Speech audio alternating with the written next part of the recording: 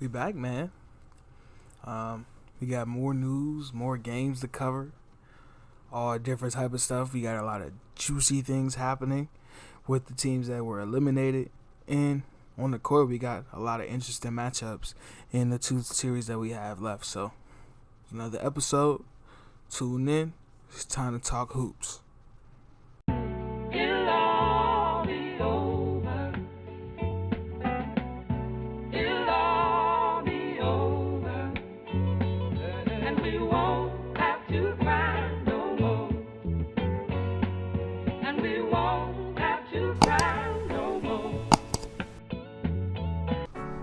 Alright, so we're going to start with the series, the on-the-court action with the three series that we had left going into the last episode.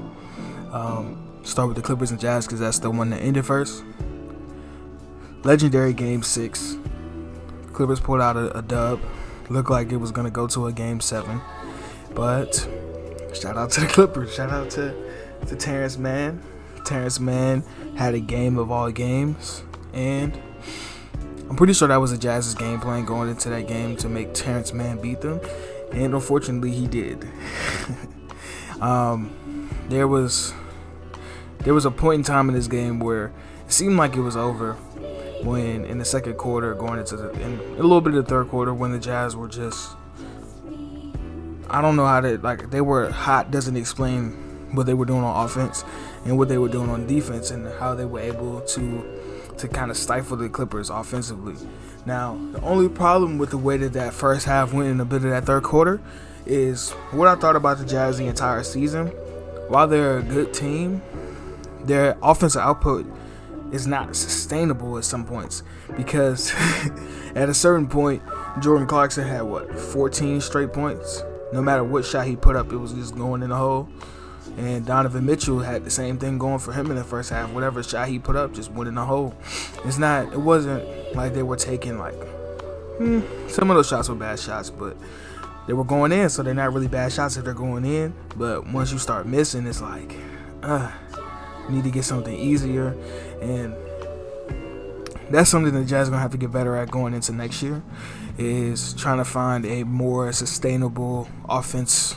Not more sustainable, but more options for sustainable buckets on offense rather than just relying on guys to go on offensive explosions every now and then, or just the team going on an offensive explosion. They need to be able to set up ways for their other players that can't create their own buckets. That you have to manufacture points for players like those. So that's something that they're gonna need to work on. And the defense. Same thing, make you laugh, make you cry, is what I think about what happened on the defensive end in that game, because this was the same defense they ran in the first half, and the Clippers didn't make any of those shots. The only person that was really making shots was Terrence Mann. I don't remember how many shots he made in the first half or whatever may have you. He did have a putback dunk on Rudy Gobert's head. There was a lot of the centers on the Jazz were getting their ass dunked on a lot. You know what I'm saying? Even Derek Favors was getting punched on. He got punched on bad by Kawhi. They weren't scared of him either. So, really, the way that they set up the defense was make the others beat you. We're not going to let PG get into the paint and be able to operate from there and create advantages for the offense. So, they played that, just extreme help. No dribble penetration. Don't allow it. Keep it on the outside. Keep them at the perimeter. And it worked in the first half. But once the Jazz started to slip on offense, they started getting sloppy with the ball. They started turning it over, and then it started to avalanche. And there was a point in time in the game where people thought Rudy Gobert should have came out. I don't really agree with it.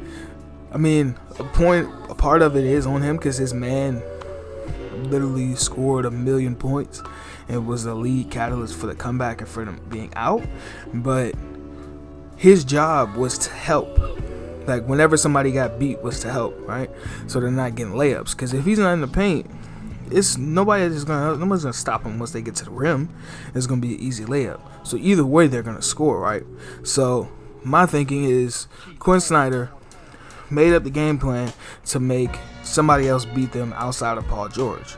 or just dribble penetration. They're not going to let dribble penetration and layups kill them. The dribble penetration killed them because their perimeter defense was awful. Like, everybody was getting blown by. And it led to Rudy Gobert having to come over to help, and it leaves the corner open, right? And it leaves 2-on-1 for the man on the other side that's on defense to guard two guys, and it's not possible.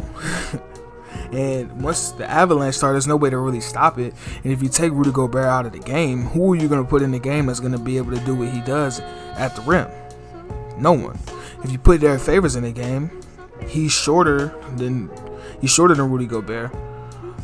Their mobility is about the same. So whoever you put on him, so say for instance, if whoever's dribbling the ball gets into the paint, right, and they kick it out, he's not faster than Rudy Gobert, so he's not gonna get out there faster.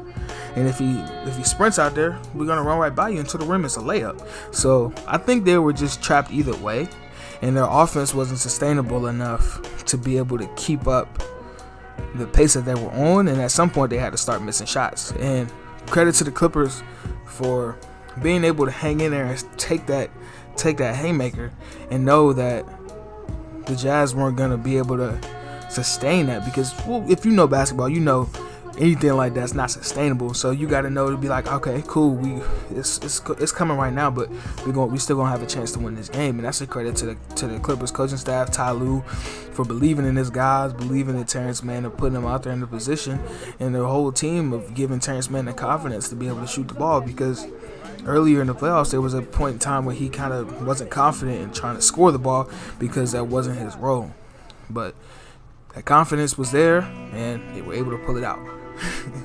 And I just rambled on about that one game. So then after that, the next day we had the Bucks and the Nets in the Game 7. Now, this was a big win for the Bucks to be able to get over that hump and get back to the Conference Finals. And man, it wasn't the prettiest game, and it wasn't the ugliest game. It was exhilarating because it's a Game 7 and it was close. And I'm gonna put it like this, right? It came down. It was like, you know how people say football is a game of inches. That game was a game of inches, right? If KD's feet were behind that 3-point line, the series is over. Game 1 and 3, KD's the hero. Whoop-de-doo, everybody's happy, and KD is being showed to be that man. But unfortunately, his toes were on the line. It was a 2-pointer, and we went to overtime. Now, overtime, it was quite sloppy. The Nets didn't score, and the Bucks pulled out, eked it out. And credit to them, they won a dog fight. That was a character win, in my opinion. That gives them more confidence in games that are high stakes, that they'll be able to come in and deliver in no matter what condition. So, big salute to Jrue Holiday.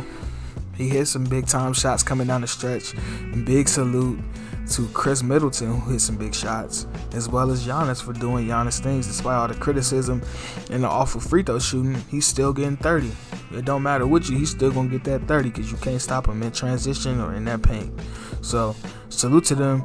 And I want to give a special thank you to Kevin Durant and James Harden. Blake Griffin as well. Blake Griffin, shout out to you, Blake.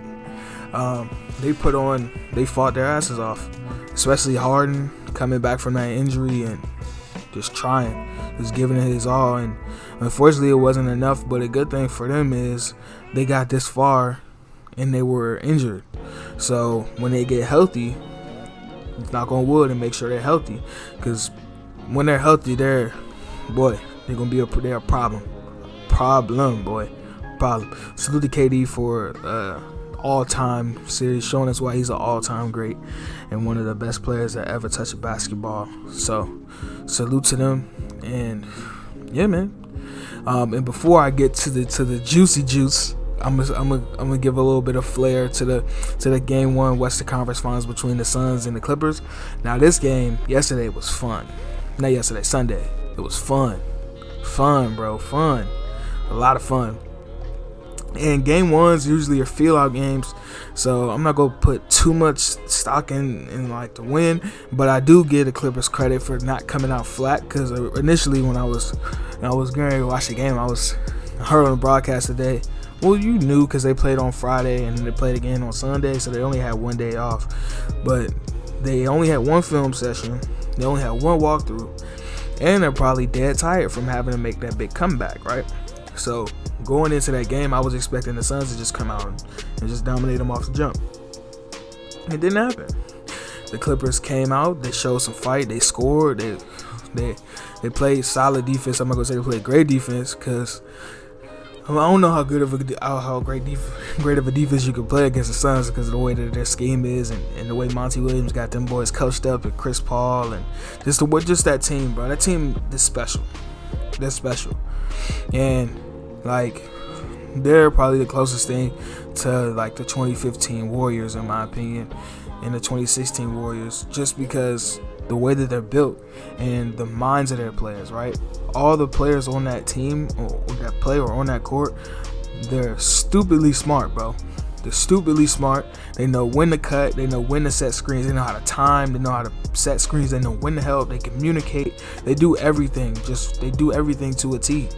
Even though they're not the most talent-rich team, they're playing like the best team in the playoffs because they're together. They're smart. They got leaders. They're being led well. They got great coaching. They have everything you want in the qualities of a championship team, and they're showing it on the grand stage. And Devin Booker's a spearhead for that, showing everybody why he's a superstar. 40-point triple-double. Did his thug thizzle. First triple-double was a 40-point triple-double in the Western Conference Finals, nonetheless. And the big thing for the Clippers going forward is how they're going to guard Devin Booker with Chris Paul being out. And when Chris Paul comes back, how are they going to guard that spread pick and roll?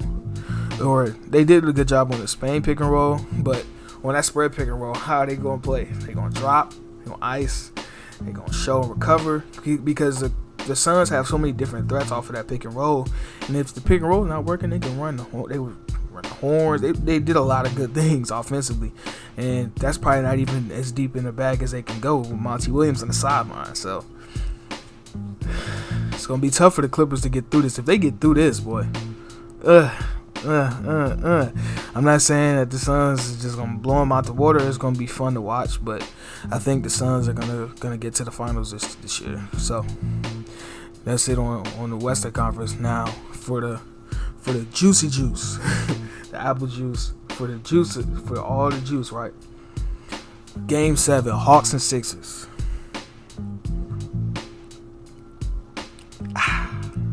Hawks did it. They did it. They did the damn thing. They did it.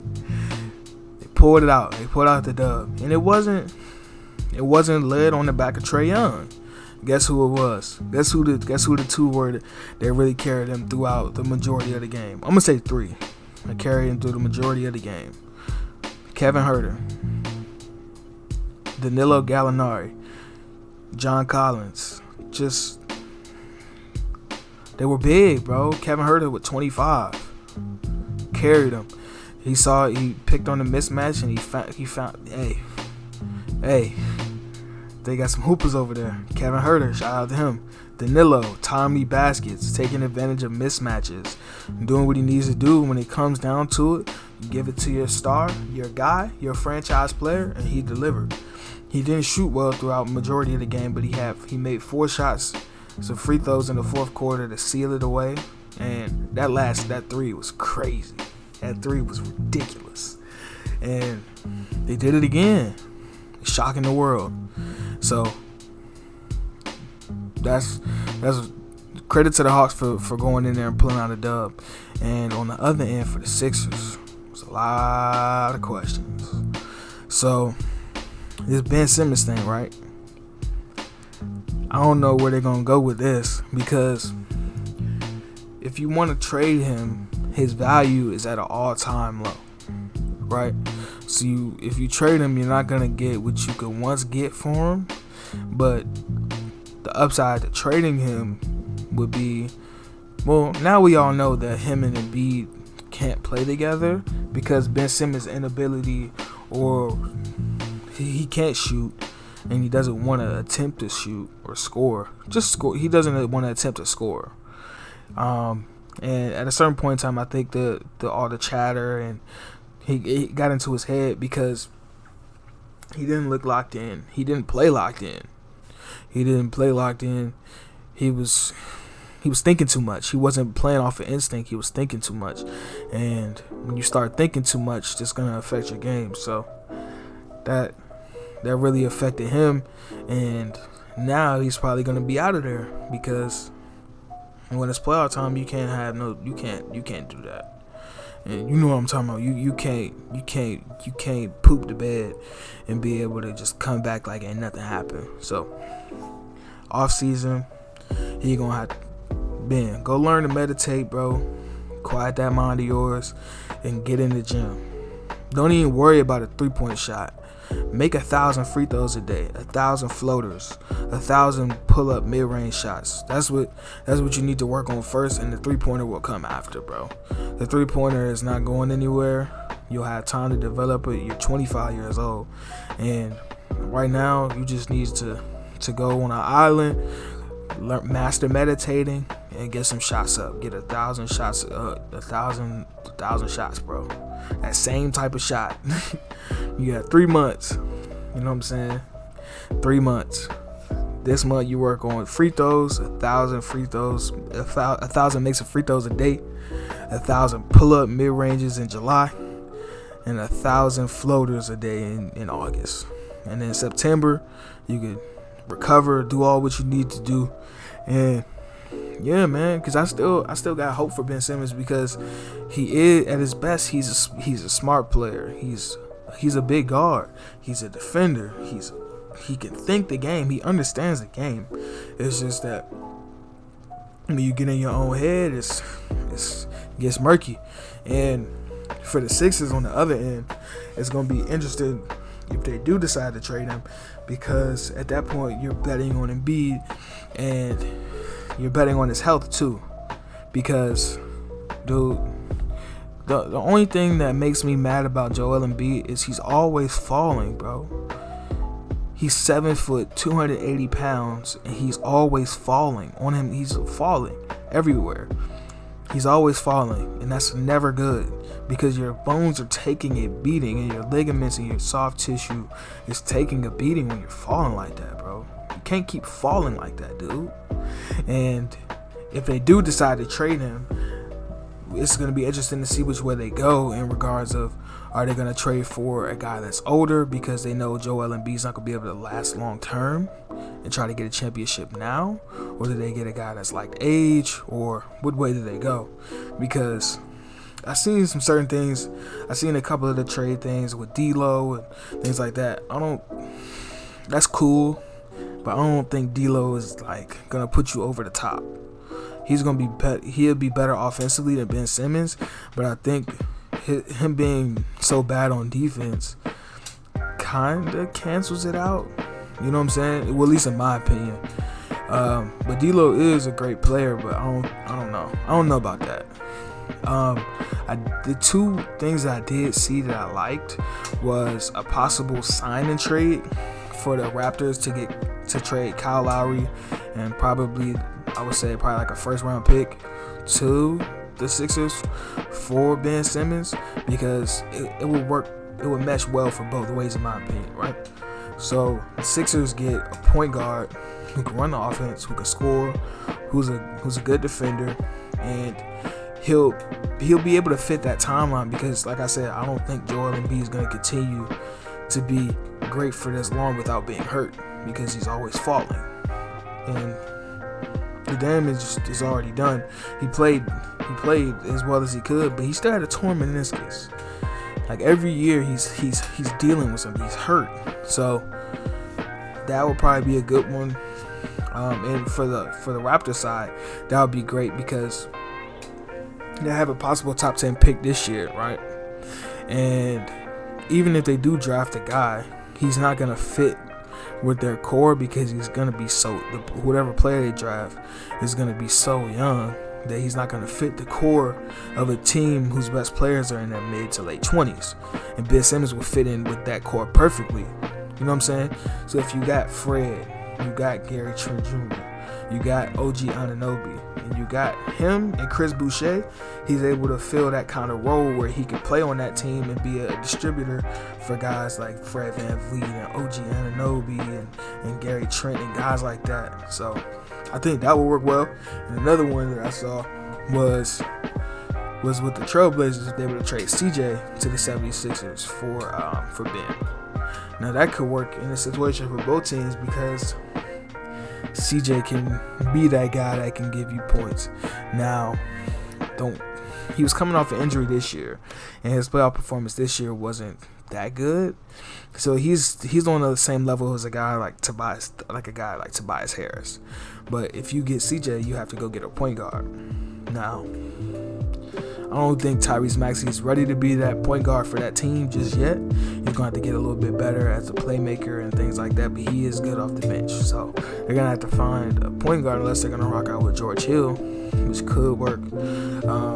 But I like that for both sides because the Blazers, if they get Ben Simmons, he could play that Draymond role on a team that has more shooting and things of that nature. But the only reason why I don't think that's a better trade than the Raptors trade is because the Blazers still have Nurkic.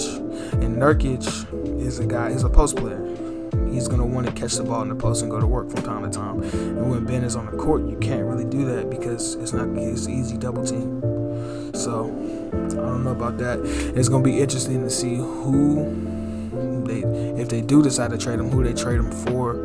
I've seen some bad trades like John Wall for Ben Simmons. What? So you gonna trade Ben Simmons to pair him up with a guy who's always hurt, and trade for another guy who's always hurt? No, we're not doing that. We're not doing that. Nah, we're not doing that. So move on from that, right? And gonna hit on off-season news now for the teams that the season is over with. They're done. They're out of here. So, more disarray for teams with young stars. So, I hit on last week the Pelicans getting rid of Stan Van Gundy and them having to hire a new coach. Now, after I put out the video, I read an article about how there's rumbles within Zion's camp that his family don't want him to be in New Orleans. And yeah, it's a lot of disarray going on there because at this point he's going on to his third coach in his third year.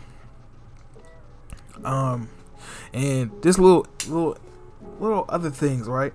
I seen a report that says that the Pelicans may look to move in 2024 once their lease is up with their arena and all this other type of stuff. And even when I was listening to All the Smoke with Baron Davis, he was talking about how New Orleans really isn't a basketball city, it's a football city, and I kind of tend to agree with that kind of sentiment. It doesn't seem like it's a rich basketball city, and people aren't going to really come out to the games, and that organization is just in disarray and a mess. So we'll see how that goes, how David Griffin is going to go, because his job is on the line with whatever coach he hires and however that works out. And I don't think they're going to hire a new coach because of the situation that the GM is in. He can't really bet on an unknown commodity. He's probably going to have to go over a known commodity. A guy like a Mike D'Antoni, or who else? A guy like a Rick Carlisle or somebody of that nature, right? And I think the best guys for that job would be the guys I just named. A guy like a Rick Carlisle or a guy like a Mike D'Antoni that's going to be able to get the team up and down and running and being able to use the pieces that they have and then the pieces that I'm assuming they're gonna acquire in the offseason, because their roster needs a little bit of a retool, because we don't know what's gonna happen with Lonzo. You need to get more spacing around Zion and Brandon Ingram, and this is a lot of questions. And the same thing for the Mavericks now. Their organization seems to be in disarray. There was an article about the front office and just like the way that the organization is being ran is just being like mad shady and just weird, and weird people having power positions and demanding things out of other people. And their GM left, coach is gone, star player might be unhappy with the co-star that you traded for and you give up a first round pick for. So there's questions with that team now too, right? And even into a team that had more questions after they got eliminated, we're gonna flow right into the Celtics trading Kemba Walker to the Thunder for Al Horford and Moses Brown in a first round pick. Now, I don't think Kemba's gonna stay on the Thunder long term. He's probably gonna get traded somewhere else because I don't see him fitting in there. He could play like maybe a few games with him, but I see him getting traded somewhere else. I don't know where. I don't know who would want him, but I'm pretty sure he's gonna get traded. And for the Celtics, they had to give up a first round pick just to get off his contract because, as we all know now, he didn't fit well with the core of the Celtics. And now they're going to try to build around Jason Tatum and Jaylen Brown. Now, do they keep guys like Marcus Smart? My biggest question for them is, will they keep Marcus Smart now? Because Marcus Smart is an important piece to that team, but I don't see his value being that high in a trade. So it's going to be interesting to see how they go with that. And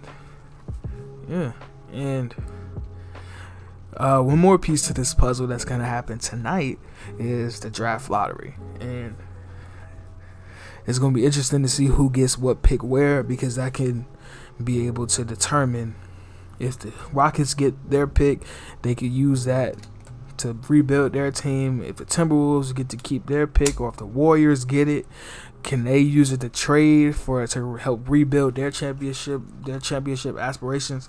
And just more and more questions and things like that, and possible trades that could happen could stem from the results of the draft lottery, which happens tonight. So I'm tuned in for that too. And I'm probably gonna try to get some draft coverage in there because there's people that don't watch college basketball that are fans of the NBA, and I think there needs to be a light shined on certain guys that are outside of the top, I'm gonna say like top 5 or top 10 guys, like some guys that I like in the draft, like Josh Christopher, JT Thor. I mean, JT Thor is already popular just because he's JT Thor, and just a bunch of other guys that I like that are in the draft. I'm planning on making videos about or on, or just put them all in one video, so I can give you guys a glimpse into what I think about those type of prospects and what guys would fit where. Because in the draft, well, in my opinion, I'm not a fan of draft the best talent available, because more times than not, it doesn't work. You want to know why? Alright, so you drafting best talent available, right? You look at the teams that have done that in the past. You look at the Sixers. Now, their situation is a little bit wonky because of Markelle and what happened with him, and that was unforeseen. He was the number one pick no matter who had the first pick, apparently, except for the Celtics. You just drafting the best talent. So if you even go back before Ben Simmons, they drafted Jahlil Okafor after they drafted Nerlens Noel, after they drafted Joel Embiid. What sense does that make? None. Right? And you go to the Kings, drafting the best talent available. They drafted Willie Cauley-Stein, number 6, because he was at the time the best player available. Now, look how that worked out. And I don't really think drafting the best talent available is the best way to go, unless you have an abundance of picks in one draft and you want to see who the best person is going to be out of all of those people. But I'm not a fan of that. I'm a fan of teams knowing what holes they need to fill and being able to draft guys that can fill those holes no matter what position they're in. If they're in a high position, if they can get a guy later, then you trade back and you get more assets for it. But just drafting the best guy available shows a lack of direction for your team, in my opinion. So if you need a player at a specific position and you need to fill it, then fill it. Don't pussyfoot around. Don't do all this other weird type of stuff. Draft the guys that you need to get that can help your team. You could draft off a potential on what a guy can be, but make sure he fills a hole on your team, because if he doesn't and he's just toiling away in your rotation, not doing anything, then what pick you just wasted your pick. So yeah, that's my draft philosophy. And that's gonna wrap it up for this episode of the Cozy Corner. So So if you can like it, like the video, comment, subscribe. Helps the algorithm to help me get my voice out there, and share the video. So this is your boy Cozy Boy Don signing out. Peace.